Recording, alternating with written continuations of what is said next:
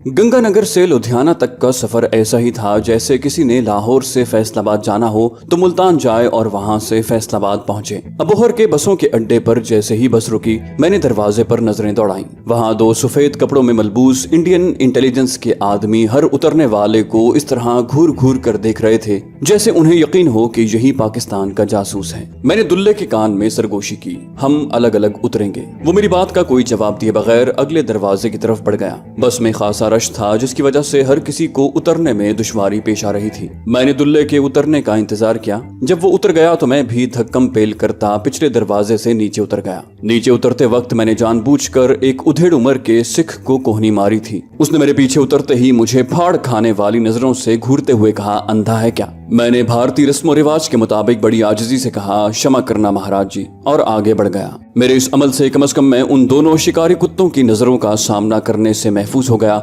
जो चारों तरफ जाल फैलाए शायद मेरे ही मुंतजिर थे। दुल्ले के लिए ये मामूल की बात थी। वो हालात से लापरवाह लारी से कुछ फासले पर बने एक खोखे से बीड़ियां खरीद रहा था। मैं भी उसके नजदीक पहुंचा। उसने मुझसे बात करना तो एक तरफ मेरी तरफ देखना भी गवारा नहीं किया था और अपने आप में मगन रहा। मैं भी उसके रवैये का मतलब बखूबी जान चुका था, इसलिए मैंने भी इससे पहले ही सिगरेट की एक डिबिया खरीद कर वहां से हट जाना ही मुनासिब समझा। वो आहिस्ता आहिस्ता अड्डे से बाहर की तरफ चल दिया। मैं भी कुछ फासले से उसके ताक़ुब में रवाना हो गया। इस अमर पर हम दोनों ही नजर रखे हुए थे कि कोई हम दोनों में से किसी एक का ताक़ुब तो नहीं कर रहा। तकरीबन 2 फरलांग चलने के बाद जब दुल्ले को इस बात का यकीन हो गया कि हम महफूज हैं तो वो एक जगह खड़ा हो गया। उस तरफ लोगों की आमदोरफ्त कम ही थी, फिर भी मैंने खतरा मोल लेना मुनासिब न समझा। मैंने उसके करीब पहुंचकर हाथ जोड़ते हुए कहा, सत श्री अकाल जी। उसने भी जवाब में इस खूबी से वही अमल दोहराया कि मैं उसकी शानदार एक्टिंग पर हैरान रह गया। और लोगों की बात तो छोड़िए, खुद मुझे भी इसका यकीन होने लगा कि हम काफी अरसा बाद पहली मर्तबा मिले हैं। एक दूसरे की खैरियत दरियाफ्त करते हुए बिलाखिर हम एक होटल के करीब पहुंच गए।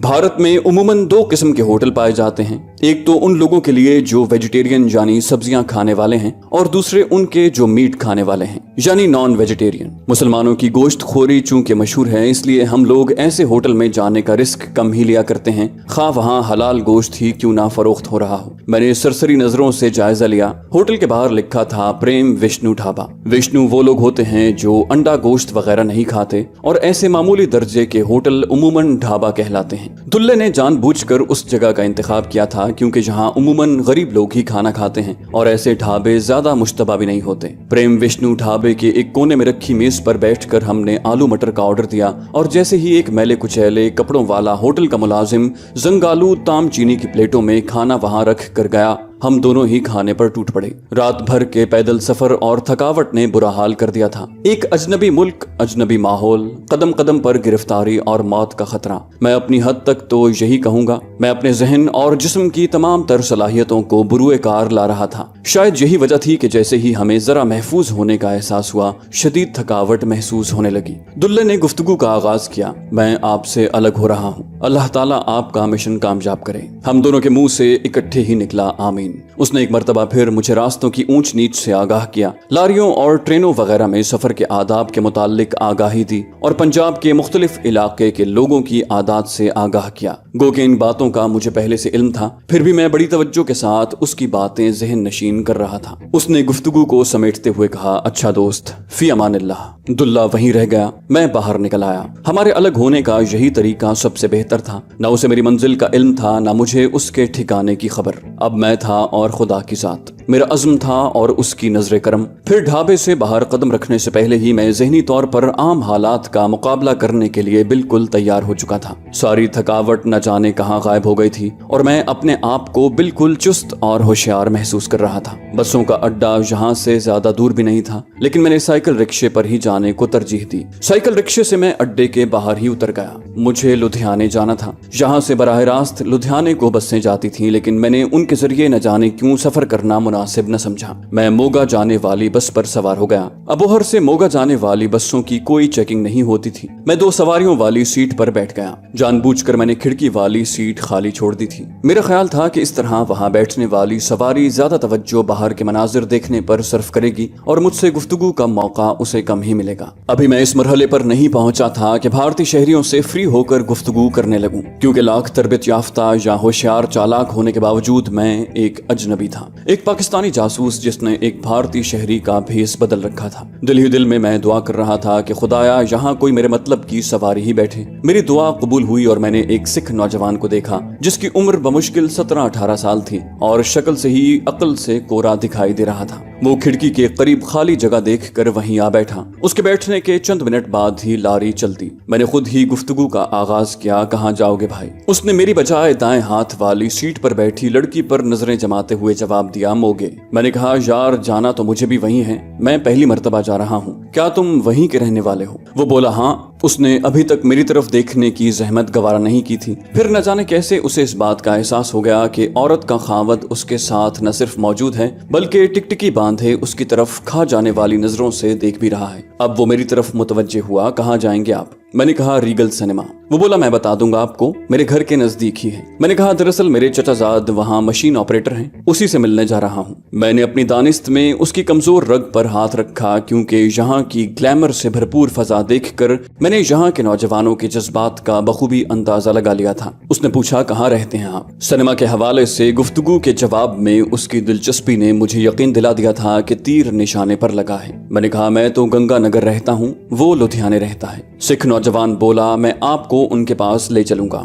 मैंने कहा, धन्यवाद। मोगा पहुंचने तक हम दोनों बड़े अच्छे दोस्त बन चुके थे। इस असना में रास्ते में जहां कहीं भी बस ठहरती वो हस्बे तौफीक कुछ न कुछ छाबड़ी फरोशों से खरीदता और मुझे भी साथ शामिल कर लेता। शाम को हम मोगे पहुंच गए। अब उससे जान छुड़वाने का मसला दरपेश था। रास्ते में मैंने उसकी मदद से मोगे का सारा नक्शा हिफ्ज कर लिया था। मैंने कहा, अच्छा सरदार जी, मुझे एक जरूरी काम है। कल आप 12 बजे वाले शो पर मुझे रीगल सिनेमा के दरवाजे पर अपना मुंतजिर पाएंगे। गोयल यारों का यार है, एक दफा तुम्हारा तारुफ करवा दूंगा, सारी जिंदगी तुम्हें मोगे में सिनेमा की टिकट नहीं खरीदनी पड़ेगी। इतना कहकर मैंने उसे सोचने का मौका ही न दिया और सत श्री अकाल कहकर फुर्ती से लारी अड्डे की भीड़ में गायब हो गया। अब मेरा जिस्म शिद्दत से आराम का तकाजा कर रहा था। मुसलसल सफर ने थका डाला था और आंखों में जलन के साथ साथ सर दर्द ने भी बुरा हाल कर दिया था। इस सूरत में सफर जारी रखना खामखा बुखार की मुसीबत को दावत देना था। मैंने जैसे तैसे अड्डे से बाहर बनी रेलवे लाइन उबूर की। अब मैं मोगा के मेन बाजार में दाखिल हो रहा था। यहीं एक मामूली से होटल को मैंने अपनी शब बसरी के लिए मुंतखब किया। शाम के करीबन 6-7 बजे मैं करतार होटल में दाखिल हुआ। इस होटल का मालिक एक रिटायर्ड डीएसपी था और मुझे बाद में इल्म हुआ कि वो पुलिस का खास अड्डा भी था। मोगा एक कस्बा नुमा छोटा सा शहर है। इसके अलावा यहाँ 1-2 होटल ही थे, लेकिन ये भी अजीब बात थी कि मैं सबसे पहले पहुंचा ही उस होटल में था। होटल के नीचे एक हॉल कमरा था जिसके ऊपर 3-4 कमरे बने हुए थे जिनकी छतें साथ के दूसरे मकानों से मिली हुई थी, बिल्कुल वैसे ही जैसे लाहौर के अंदरून शहर मकानात होते हैं। हॉल कमरे के एक कोने में शोकेस के पीछे कुर्सी पर बैठे एक खशखशी दाढ़ी वाले सिख ने मुझसे पूछा, कहाँ से आए हैं महाराज? उसका चेहरा शोकेस पर रखे मिठाई के थालों के पीछे छुपा हुआ था। शोकेस जिससे वो काउंटर का काम भी ले रहा था, उसके एक कोने में उर्दू अखबार हिंद समाचार रखा हुआ था। मशरकी पंजाब में उधेड़ उम्र के ज्यादातर सिख उर्दू अखबारात ही पढ़ते हैं, इसलिए उस वक्त मेरे जहन में कोई शक पैदा न हुआ और यही मेरी गलती थी जिसका खमियाजा मुझे बाद में भुगतना पड़ा। मैंने रटा रटाया एड्रेस रजिस्टर पर लिखवा दिया, जालंधर से आली मोहल्ला मकान नंबर 34। उसने 2-4 सवालात पूछने के बाद बिलाखिर रजिस्टर मेरे सामने रख दिया, यहाँ अपने दस्तखत करें। मैंने कहा, मैं तो अनपढ़ हूँ जी। वो बोला, ठीक है, अंगूठा लगा दो। भाई क्या करे, कारोबार ही ऐसा है, कार्रवाई मुकम्मल ना हो तो पुलिस तंग करती है। उसने स्टैंप पैड खोलकर मेरे सामने रख दिया। मैंने अंगूठा लगाकर ज़ाब्ते की कार्रवाई मुकम्मल की। उसने एक अजीबो गरीब वज़ाक़ता के मुलाजिम को आवाज देते हुए हुक्म दिया, ओए मटोले, जा सरदार जी को ऊपर। कमरा क्या था कुछ न पूछिए, उसे तो कमरा कहना ही कमरे की तौहीन थी। और तो सारी बातें एक तरफ दरवाजा हार्ड बोर्ड का था जिसमें कम से कम 10 सुराख किए गए थे। ये होटल ज्यादातर गलत मकासद के लिए इस्तेमाल होता था और दरवाजों में सुराख करके मुलाजिमीन को सहूलत बहम पहुंचाई गई थी। मैं होटल के वाहिद गुस्ल खाने में जा घुसा, नहा कर फारिग हुआ तो चाय के साथ कुछ बिस्किट वगैरह खाए, 2 एस्पिरिन की गोलियां जहर मार की और गहरी नींद सो गया। सुबह मेरी आंख फजर के वक्त करीबी गुरुद्वारे से आने वाली आवाजों से खुली। हवाइज जरूरिया से फरागत के बाद मैंने दिल ही दिल में खुदा को याद किया। सच है, ऐसी गैर غیر یقینی حالات میں خدا کی ذات ہی میرا واحد سہارا تھی۔ میرے کمرے کے ساتھ باقی 3-4 کمرے ایک قطار کی صورت میں بنے ہوئے تھے اور ان کے سامنے ایک طرف اوپر چھت پر جانے کا راستہ تھا، جبکہ دوسرے کونے پر ایک کمرے میں ہوٹل کے ملازمین زمین پر لیٹے رہتے تھے۔ نیچے ہال میں جا کر میں ناشتے کا آرڈر دے کر اوپر آ گیا اور جیسے ہی میں کمرے میں داخل ہوا اچانک ٹھٹک کر رہ گیا۔ میرے بستر پر تازہ اخبار اردو زبان کا ہند سماچار رکھا ہوا تھا، ارد گرد کوئی موجود نہ تھا۔ مجھے یہ تو سمجھ آ گئی کہ یہ چال ہے اور جال میں مجھے پھانسا جا رہا ہے، لیکن اپنے پچھلے رویے پر غور کیا تو مجھے شک والی کوئی بات نظر نہ آئی۔ میں کسی حد تک مطمئن ہو گیا۔ مجھے یوں محسوس ہوا جیسے کوئی غلطی سے اخبار جہاں رکھ گیا ہے وہاں کسی کو موجود نہ پا کر اور تجسس کے ہاتھوں مجبور ہو کر میں نے اخبار اٹھا لیا اور سرسری نظروں سے اس کا جائزہ بھی لے لیا۔ جس وقت ہوٹل کا ملازم اچانک وہاں پہنچا تو میں چارپائی پر اخبار پکڑے بیٹھا تھا۔ میں نے اسے کچھ کہنے کا موقع دیے بغیر کہا، یار یہ کس کا اخبار جہاں پھینک گئے ہو؟ وہ بولا، معاف کرنا مہاراج جی، دراصل یہ ساتھ والے کمرے میں جو لالا جی ہیں ان کا اخبار تھا، لڑکا غلطی سے پھینک گیا ہے، میں یہی لینے آیا ہوں۔ اپنی دانست میں تو میں نے اسے خود پر شک کرنے کا موقع نہیں دیا تھا، لیکن اس کی گہری اور کافی اندر تک جھانکنے والی نظروں کو میں کیسے نظر انداز کر سکتا تھا۔ چھٹے حص نے جیسے ہی خطرے کی نشاندہی کی، میں نے اس کے روانہ ہوتے ہی اپنے مختصر سے سامان کا جائزہ لیا۔ میری کل کائنات ایک پلاسٹک کا اور ایک کپڑے کا تھیلا تھا۔ پھر تو جیسے میں تھرا کر رہ گیا۔ کسی نے واقعی میرے دونوں تھیلوں کی تلاشی لی تھی، لیکن اتنی چالاکی کے ساتھ کہ کسی کے وہم و گمان میں بھی نہ آ سکے۔ دوسرے ہی لمحے میں آنے والے حالات کا مقابلہ کرنے کے لیے تیار تھا۔ میرے پاس موجود تمام کرنسی تو پہلے ہی میری جیبوں میں موجود تھی۔ میں نے بڑی پھرتی کے ساتھ جوتے بدلے اور تیار ہو کر بیٹھ گیا۔ یہ ٹھیک ہے کہ میرے سامان میں کوئی ایسی ویسی چیز نہیں تھی جس سے کوئی شک کرتا، لیکن ممکنات پر نظر رکھنا ہر جاسوس کا اولین فرض ہے۔ ممکن تھا کہ انہوں نے وہاں کوئی مشتبہ چیز دیکھ لی ہو یا مجھے اردو اخبار پڑھتے کسی نے دیکھ لیا ہو۔ بہرحال چائے لیے اندر داخل ہوا۔ میں نے بڑے اطمینان سے اس کے ہاتھ سے تھالی تھامی۔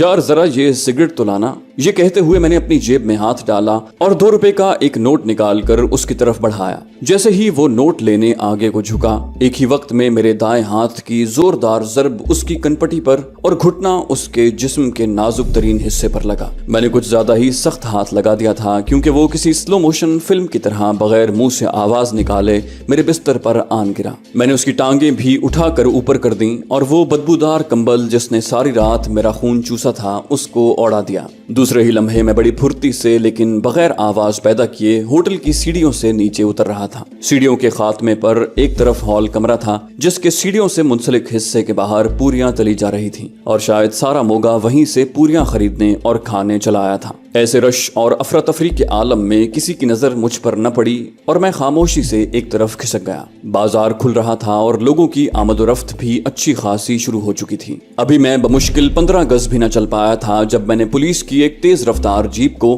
جس کے ساتھ 8-10 مسلح سپاہی اور ایک تھانے دار چمٹے ہوئے تھے، کرتار ہوٹل کی طرف بڑھتے دیکھا۔ ہوٹل کے سامنے میں نے اپنی آنکھوں سے جیپ کو روکتے دیکھا تھا۔ سپاہی بڑی پھرتی کا مظاہرہ کرتے ہوئے نیچے اترے۔ آگے کا منظر دیکھنے کی بجائے میں ایک نائی کی دکان میں جا گھسا۔ میں نے اپنے چہرے پر اگی ہوئی چھوٹی چھوٹی داڑھی کی طرف اشارہ کیا، یار ختم کر دے تو اس مصیبت کو۔ وہ بولا، جو حکم مہاراج۔ نائی نے رام رام کہتے ہوئے میری داڑھی اور مونچھیں صفا چٹ کر دی۔ تھوڑی ہی دیر کے بعد ایک مکمل براہمن کے روپ میں قیمتی پوشاک پہنے اور خاصی قیمتی گرم چادر اوڑھے، گلے میں جنیو ڈالے، میں بھی اس بھیڑ میں شامل ہو گیا تھا جو کرتار ہوٹل کے باہر پولیس کی بے بسی کا نظارہ کرنے کے لیے اکٹھی ہو گئی تھی۔ میں نے ایک تماشائی سے پوچھا، کیا ہوا بھائی؟ اس نے عقیدت مندی سے دونوں ہاتھ جوڑتے ہوئے کہا، لالا جی جاسوس تھا کوئی، بھاگ گیا سالا، اتنی پولیس کو جل دے کر بھاگ گیا، سب نکمے گدھے پولیس میں بھرتی ہو گئے ہیں۔ میں ہرے اوم کہتا ہوا ایک طرف ہٹ گیا۔ پولیس والوں کو جب وہ جاسوس نہ مل سکا تو انہوں نے اپنا غصہ ہوٹل کی پوریوں اور چائے پر نکالا۔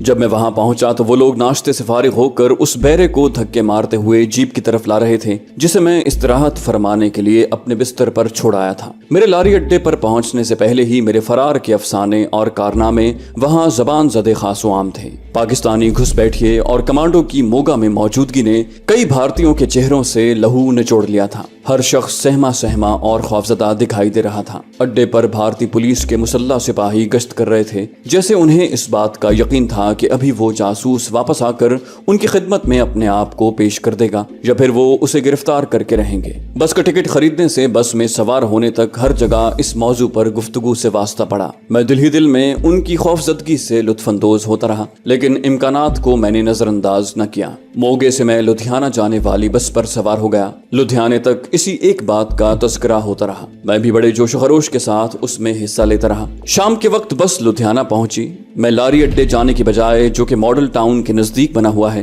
کچھ پیچھے ہی ٹیلی گراف آفس کے نزدیک بس سے اتر گیا۔ یہاں سے لدھیانہ شہر تک کا فاصلہ میں نے جان بوجھ کر پیدل ہی طے کیا تھا۔ ریلوے کے پل سے گزرتے ہوئے میں نے ارد گرد شہر کا نظارہ کر لیا اور راستے میں مختلف لوگوں سے ارد گرد کے علاقوں کے نام بھی پوچھتا جا رہا تھا، جو بعد میں میرے کام آ سکتے تھے اور جن کے متعلق معلومات حاصل کرنا ضروری تھا۔ وہ رات میں نے ہوٹل کی بجائے کسی اور جگہ بسر کرنے کا فیصلہ کیا، اور وہ جگہ تھی ایک آشرم۔ آشرم میں معمولی پیسے دے کر آپ کو رات بھر کے قیام کے لیے ایک چارپائی مل جاتی ہے۔ اگر متعلقہ پنڈت، جو کہ یہاں کا انچارج ہے، اس کو آپ نے رام کر لیا تو بھلے دم آخری تک یہاں قیام کیجیے۔ لدھیانہ شہر کے اس آشرم میں داخل ہوتے ہی میرا واسطہ سب سے پہلے پجاری جی کے ایک چمچے سے پڑا۔ میں نے ہاتھ جوڑتے ہوئے کہا، رام رام جی۔ اس نے جواب اور سوال ایک ساتھ داغا، رام رام، کہاں جائیں گے؟ میں نے مختصر سا جواب دیا، کمرہ چاہیے۔ اس نے ایک بھرپور نظر سے میرا جائزہ لیا۔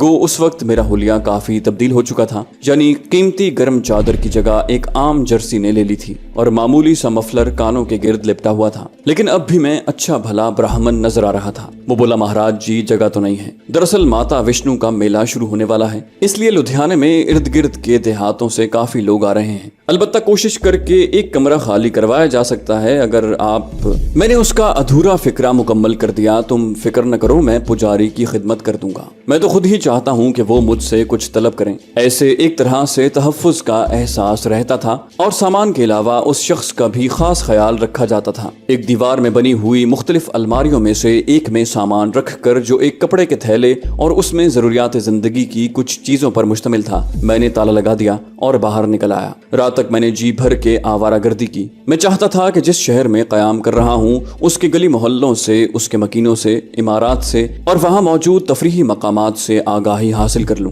موگے سے ایک پاکستانی جاسوس کا فرار کوئی معمولی بات نہیں تھی۔ رائے کوٹ، ملا پور، جگراؤں اور لدھیانے تک کے تمام ہوٹلوں پر سی آئی ڈی نے کڑی نظر رکھی ہوئی تھی، اس لیے وہ رات ہوٹل میں بسر کرنے سے میں نے پرہیز کیا۔ رات کو ایک مقامی سنیما میں فلم دیکھتے ہوئے ایک مصیبت نے آن گھیرا۔ جس قطار میں کھڑا ہو کر میں ٹکٹ خرید رہا تھا، وہاں شراب کے نشے میں دھت ایک سکھ نوجوان آ دھمکا اور خامخواہ سب سے الجھنے لگا۔ یہاں ایسے واقعات چونکہ روزمرہ کا معمول تھے، اس لیے ان لوگوں کے لیے وہ کوئی پریشانی پیدا نہ کر سکا۔ البتہ میری بات اور تھی۔ پہلے تو اس نے مجھے حکم دیا کہ اس کے لیے جگہ خالی کر دوں۔ میں نے شرافت سے جگہ چھوڑ دی۔ پھر حکم ہوا، دوبارہ قطار میں کھڑے ہو جاؤ۔ میں پھر کھڑا ہو گیا۔ جب اسے یقین ہو چلا کہ واسطہ کاٹ کے الو سے ہے، تو اس نے دست درازی بھی شروع کر دی۔ میں خاموش اس لیے تھا کہ نوبت پولیس تک نہ پہنچے۔ دوسری طرف حالت یہ تھی کہ وہ شرابی اپنے کام میں مصروف تھا اور میں لوگوں کے لیے مذاق بنا ہوا تھا۔ وہ سب زوردار قہقہوں سے اسے داد دے رہے تھے۔ جب یہ معاملہ دیکھ کر دو پولیس والے بھی اس طرف آنے لگے تو میرا ماتھا ٹھنکا۔